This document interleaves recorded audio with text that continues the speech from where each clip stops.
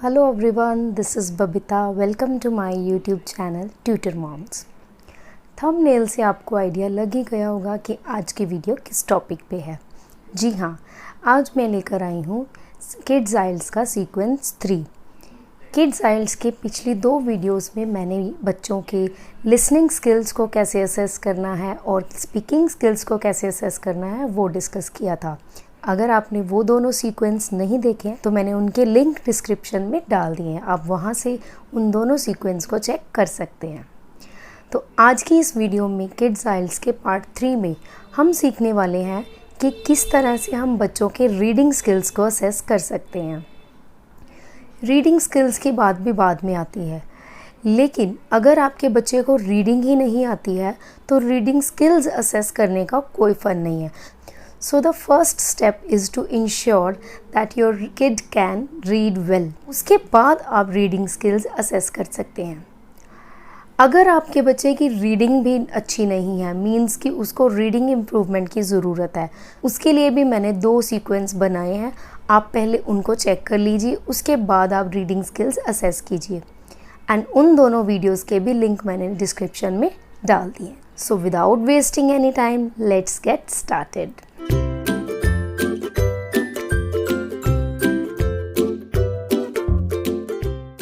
Reading skills में basically होता क्या है? रीडिंग स्किल्स में बच्चों की उस स्किल्स को चेक किया जाता है कि बच्चे रीड कर लेते हैं और अंडरस्टैंड भी कर लेते हैं। जो भी टॉपिक पे उनको रीडिंग दी जाती है उससे हम ये असेस करेंगे कि बच्चे जो हैं उस चीज़ को पढ़ रहे हैं और उस चीज़ को अंडरस्टैंड भी कर रहे हैं। They are not merely reading it, rather they are understanding it. तो दोनों reading and understanding will go hand in hand. तो इस तरीके से हम बच्चों के रीडिंग स्किल्स जो हैं असेस करेंगे। So the very first way to assess reading is give them an unseen passage. Unseen passage मैंने क्यों बोला? क्योंकि अगर हम बच्चों को अनसीन पैसेज देंगे, सपोज हमने अनसीन पैसेज नहीं दिया, हमने बच्चों को कोई सीन पैसेज दिया जिसके साथ बच्चे पहले से ही इंट्रोड्यूस्ड थे, तो अगर हम कुछ ऐसा पैसेज देते हैं जिसके बारे में बच्चे को पहले से ही ऑलरेडी पता है, तो जो भी आप उसमें से क्वेश्चंस फ्रेम आउट करोगे तो बच्चों को वो ऑलरेडी आते होंगे। सो यू कांट से कि आप बच्चे ने उस पैसेज को रीड करके आंसर्स दिए हैं, क्योंकि अगर उनको इस चीज़ के बारे में नॉलेज है तो बिना रीड किए भी वो आंसर दे देंगे। सो बेटर ऑप्शन इज़ कि give them an unseen passage. अब अनसीन पैसेज आपने दे दिया, लेकिन ये ज़रूर चेक करना है कि बच्चों के लेवल के अकॉर्डिंग होना चाहिए। फर्स्ट के बच्चे को फर्स्ट के लेवल का, सेकंड के बच्चे को सेकंड के लेवल का। This way you have to check on their level. अब बात आती है क्वेश्चंस सेट करने की, तो किस तरीके से आपने क्वेश्चंस सेट करने हैं। नॉर्मली क्या होता है, कॉम्प्रिहेंशन पैसेजेस में वो 5 क्वेश्चंस होते हैं और वो क्वेश्चंस कुछ इस तरह से होते हैं, what is the boy doing, where are they going. तो इस तरीके से जो क्वेश्चंस हैं वो होते हैं। अगर आप इसी सेम वे को फॉलो करते हैं तो they will make the kids bore. तो आपको किस तरीके से क्वेश्चंस फ्रेम आउट करने हैं, जस्ट चेक इट। अभी मैं इस पैसेज के थ्रू आपको बताऊंगी कि रीडिंग स्किल्स में आपको कैसे क्वेश्चंस जो हैं प्रिपेयर करने हैं। इसको मैं पूरा नहीं रीड करूंगी because it will take time और वीडियो जो है काफ़ी लंबी हो जाएगी, तो मैं ओवरव्यू आपको जो है बता देती हूँ। जैसे आप देखिए, इसका नेम, चैप्टर का नेम है चिल्ड्रंस डे। तो ऐसे क्वेश्चंस तो बिल्कुल नहीं हमने बनाने हैं। 14 नवंबर मीन्स कि when is children's day, okay, what do we do on children's day. तो इसमें क्या होता है कि जैसे अगर हम ये क्वेश्चन डालते हैं व्हेन इज़ चिल्ड्रंस डे, तो ये तो ऑलरेडी बच्चों को पता ही है इस चीज़ के बारे में, बच्चों को ऑलरेडी इस चीज़ की नॉलेज है, तो वो इस में से पढ़ के कोई आंसर नहीं देंगे। ठीक है। सो जैसे इसमें भी देखो फर्स्ट क्वेश्चन लिखा हुआ है, इस बुक में ऑलरेडी एक रनिंग कॉम्प्रिहेंशन था तो मैं वो आपको बता रही हूँ। When is children's day celebrated, ऐसे क्वेश्चन हमने नहीं डालने हैं, क्योंकि जैसे मैंने आपको बताया कि ये जो क्वेश्चन है इसका आंसर ऑलरेडी बच्चों को आता है। वो इस पैसेज में से रीड करके इसका आंसर नहीं बताएंगे, they know it already. Who's birthday is it, इसके बारे में भी बच्चों को ऑलरेडी पता है, तो ऐसे क्वेश्चंस हमने नहीं डालने हैं। How were the children dressed, ठीक है। Why were the students of class 3 excited, ये भी ठीक है। Did the children know what the prize was going to be, where were some of the things they hoped they would get as the prize, what was the first question, what was the answer to the first question, ये questions भी ठीक है, ऐसे questions हम डाल सकते हैं। But इनके अलावा यूजुअली कॉम्प्रिहेंशन में ऐसे ही क्वेश्चंस होते हैं, तो इनके अलावा ग्रामेटिकल पोर्शन में कैसे क्वेश्चंस हम डाल सकते हैं वो मैं आपको अभी बताऊंगी।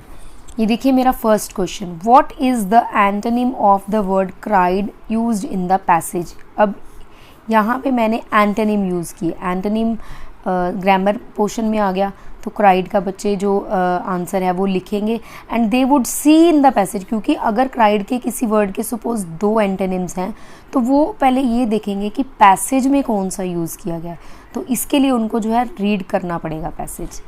Next is what is the second form of the verb seat, तो इसका भी बच्चे अगर पता होगा तो बताएंगे, अगर नहीं पता होगा तो वो सीट वर्ड से मतलब जजमेंट करेंगे और फिर पैसेज रीड करेंगे, कुछ आइडिया भी लगा सकते हैं कि सीट का सीटेड हो सकता है, ठीक है। Next is what is the synonym of the word lift up used in the passage. अब सिनोनिम की बात आ गई, पहले एंटोनिम था, अब सिनोनिम।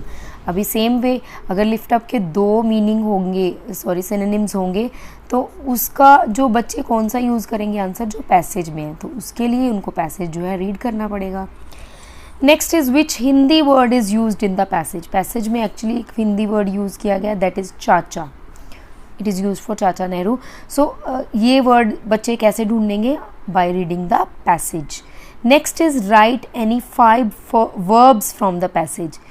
वर्ब्स तो वैसे बच्चों को आती ही हैं, वो कुछ भी लिख सकते हैं, run, eat, sleep, go, but मैंने कंडीशन क्या दी उनको, फ्रॉम द पैसेज। सो ऐसी कंडीशन बच्चों को देनी है कि जिसके लिए उनको पैसेज जो है रीड करना पड़े। Find out any 2 adverbs from the passage.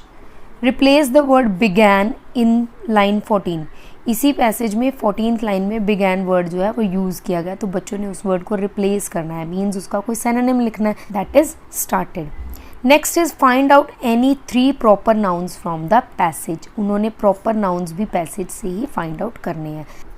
ये बच्चों को बात ज़रूर बतानी है कि अगर हमने कोई वर्ड रिप्लेस करना है और वो जो वर्ड है अगर वो सेकंड फॉर्म में है तो जो हम रिप्लेस करेंगे वो भी सेकंड फॉर्म में ही होना चाहिए। अगर वो फर्स्ट फॉर्म में है तो फर्स्ट फॉर्म में, मीन्स वो जिस फॉर्म में होगा हमने रिप्लेस करने के बाद वही फॉर्म में वर्ड लगाना है, ठीक है। एंड बच्चों को ये भी बताना है, जैसे मैंने क्वेश्चन डाला था कि क्राइड का एंटोनिम, तो क्राइड का एंटोनिम लाफ्ड ही होगा। जैसे क्राई का लाफ होता है, सेम फॉर्म ऑफ वर्ब है, तो उसी तरह अगर यहाँ पे सेकंड फॉर्म है तो आंसर में भी सेकंड फॉर्म होनी चाहिए। तो इस तरीके से आप ऐसे क्वेश्चंस भी डालिए, प्लस ग्रामेटिकल जो क्वेश्चंस हैं वो भी आप ज़रूर इंक्लूड करिए, क्योंकि इनसे जो है बच्चों की ग्रामर को स्किल्स को भी आप जज कर सकते हैं। देखा कितने इजी वे से हमने क्वेश्चन सेट किए और बच्चों को इस चीज़ में बहुत ज़्यादा इंटरेस्ट हो जाएगा, बिकॉज ग्रामर पोर्शन भी इसमें इंक्लूड हो गया और इसमें रीडर पोर्शन भी इंक्लूड हो जाता है। तो जब आप ग्रामर पोर्शन इंक्लूड कर रहे हो तो मेक श्योर जो भी आप टॉपिक्स डाल रहे हो, जैसे सिनोनिम्स, एंटोनिम्स, प्रेपोजिशंस, कुछ भी ग्रामर का टॉपिक आप ले सकते हैं, अगर आप उसमें से डाल रहे हो तो मेक श्योर कि बच्चों को वो चीज़ इंट्रोड्यूस होनी चाहिए। ये ना हो प्रेपोजिशंस नहीं आती हैं बच्चों को और हमने प्रेपोजिशंस से कोई क्वेश्चन सेट किया हो। Now come to the second way. Second way में आपको क्या करना है, give them a newspaper article. अब आप कहेंगे कि न्यूज़पेपर से तो बच्चे पहले ही कोसों दूर भागते हैं, तो न्यूज़पेपर आर्टिकल से उन्होंने क्या करना है। सो हर न्यूज़पेपर आर्टिकल में एक किड्स सेक्शन ज़रूर होता है, दैट्स व्हाट वी नीड। हमने किड्स सेक्शन के आर्टिकल को कट आउट करना है और उसमें से क्वेश्चंस जो हैं फ्रेम आउट करने हैं। और क्वेश्चंस कैसे फ्रेम आउट करने हैं, जैसे मैंने आपको अभी बताया था, सेम वे से आप क्वेश्चंस फ्रेम आउट करोगे। अब आप कहोगे कि अनसीन पैसेज में और न्यूज़पेपर आर्टिकल में कोई ख़ास डिफरेंस नहीं है, वे तो सेम ही है, लेकिन नहीं, उसमें जो डिफरेंस है वो बहुत बड़ा डिफरेंस है। वो क्या है, दैट इज़ वोकेबलरी। जो न्यूज़पेपर में वोकेबलरी यूज़ की जाती है वो काफ़ी एडवांस्ड वोकेबलरी होती है। इससे क्या होगा, बच्चों की वोकेबलरी भी इम्प्रूव होगी, प्लस हमने उनका रीडिंग स्किल्स भी असेस कर लेना है। So this way they are going to have 2 benefits out of the same action. The third way to assess their reading is to give them bar graph reading. अब आप कहेंगे bar graph reading कैसी होती है, क्या होती है? So don't worry, let's get check it. Now we have bar graph reading. Bar graph में इस तरह से ग्राफ दिया जाता है बच्चों को, जिसमें एक तरफ मैंने नंबर ऑफ़ स्टूडेंट्स लिखे हैं और एक तरफ मैंने फ्रूट्स लिखे हैं कि कितने बच्चों को कितने फ्रूट्स पसंद है। जैसे apple is like by 20 students, mango is like by 25 students. तो इस तरीके से ये जो मैंने ग्राफ बनाया, अब इसके बेसिस पे नीचे क्वेश्चंस लिखे हैं, बच्चे ये क्वेश्चंस को रीड करके इस ग्राफ में से आंसर्स जो है फाइंड आउट करेंगे। तो जैसे फर्स्ट क्वेश्चन है, how many students like to eat apple. तो इसका बच्चे ग्राफ रीड करेंगे, answer would be 20। What is the difference between apple and grapes. अब बच्चे देखेंगे कि एप्पल जो है 20 स्टूडेंट्स लाइक कर रहे हैं and grapes is liked by 30 students. तो जो डिफरेंस है 30 minus 20, that is going to be the so that is 10 is going to be the answer. Which fruit is like the least मतलब सबसे कम, तो यहाँ पर आंसर जो है that is kiwi. Next is which fruit is like the most, सबसे ज़्यादा, that is grapes. Most means सबसे ज़्यादा, that is grapes. Which fruit is liked by 25 students, 25 students, पहले तो हम 25 पे आएंगे and then that is mango.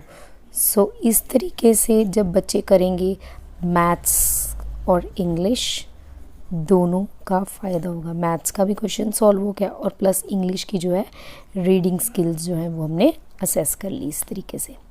अब आप ये सोचेंगे कि ये क्वेश्चंस तो मैथ्स में होता है, मैथ्स का क्वेश्चन इंग्लिश में, note a problem.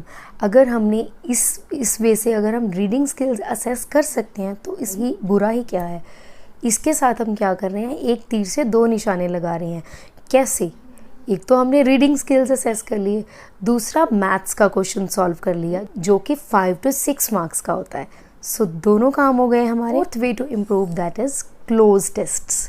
Close tests में क्या होता है, बेसिकली इसमें बच्चों को एक स्टोरी दी जाती है जो कि जिसमें बीच बीच में हमने फिलअप्स डाले होते हैं। जब बच्चे रीड करेंगे, उसको असेस करेंगे कि what is going on in the story, तो उसके बेसिस पे वो फिलअप्स उसमें फिल करते जाएंगे एंड एट द लास्ट जब हम उस फिलअप्स पूरी फिल कर देंगे तब वो उस चीज़ को रीड करेंगे and then they will get the idea of the story की स्टोरी में क्या था। तो अगर उनकी फिलअप्स सही हैं means their reading skill is very good, और अगर उसमें कुछ कमी रह जाती है, अगर कुछ फिलअप्स गलत भी हो जाती है, don't worry, slowly and gradually it will be improved. Starting level में आप बच्चों को फिलअप्स के ऑप्शंस दे दीजिए, उसके बाद धीरे धीरे जब वो हैबिचुअल हो जाएंगे तो ऑप्शंस आप देना बंद कर दीजिए। इससे क्या होगा, स्टार्टिंग लेवल से बच्चे सीखेंगे, धीरे धीरे सीखते जाएंगे और जब इस चीज़ में वो परफेक्ट हो जाएंगे तो they don't need to get the options. इस चीज़ के दो फ़ायदे होंगे, एक तो बच्चों की रीडिंग स्किल असेस होगी, दूसरा उनकी वोकैबुलरी। हमें पता चलेगा कि बच्चों की जो अपनी वोकैबुलरी है उसमें कितने वर्ड्स हैं। अगर उन्होंने सपोज़ एक फिलअप में फॉरेस्ट वर्ड भरना है, क्या भरेंगे वो, फॉरेस्ट, जंगल, वुड्स, कितने ही वर्ड्स हैं, तो 3 तो मैंने आपको बता दिए। आप देखेंगे कि बच्चे की वोकैबुलरी में वो पर्टिकुलर वर्ड कौन सा है, तो इस तरीके से आप बच्चे की वोकैबुलरी भी असेस कर सकते हैं। सो आज की वीडियो में बस इतना ही। अगर वीडियो अच्छा लगा तो उसको लाइक कीजिएगा, शेयर कीजिएगा, सब्सक्राइब कीजिएगा and yes, if you are new to my channel don't forget to subscribe and hit the bell icon for the updates so that आपको मेरी न्यू वीडियोज़ की अपडेट्स मिलती रहें।